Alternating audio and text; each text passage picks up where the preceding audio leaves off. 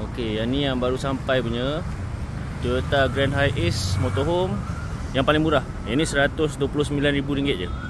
Gear automatic, enjin petrol 3.4 liter. Okay, ada dua jenis. Yang ni 2 wheel drive, yang lama tu 4 wheel drive. Boleh pilih lah siapa cepat dia dapat. Tapi dalam dia lebih kurang sama je. Pintu masuk kat bahagian tengah kereta.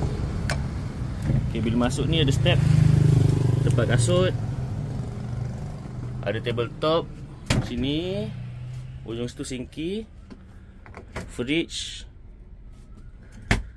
Okay, lepas tu belakang ni meja makan yang boleh tukar jadi katil. Kalau meja tu turun jadi katil. Sebelah dia ada toilet. Okay, open fan situ, tingkap untuk ni udara. Belakang ada tingkap, tepi ada tingkap besar sini. Tempat tidur atas ni boleh muat 2 ke 3 orang. Okay, dia punya bumbung ni sebenarnya okey, tapi tercabut cover dia. Keras ni, dia okey. Lepas tu tak ada nampak tanda-tanda leaking ke, semua dia punya ceiling ni kuat. Dan ada lampu, cover hilang. Okey, siapa berminat boleh tengok dekat Karisma Shah Alam. Okey, terima kasih. Kelebihan motorhome yang ni, model ni dia pakai enjin petrol. Dia punya bunyi enjin senyap, lepas tu tak gegar. Saya start enjin. Mileage 98,000 km. Gear sini. Okey, kita buka bahagian enjin.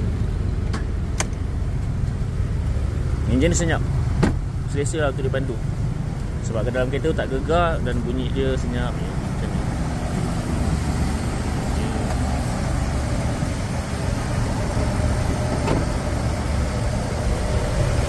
Ni bunyi smooth, cantik. Lampu belah sini kuning sikit lah. Lepas tu ni ada masuk air. Selain pada tu nampak macam okey lah, cantik.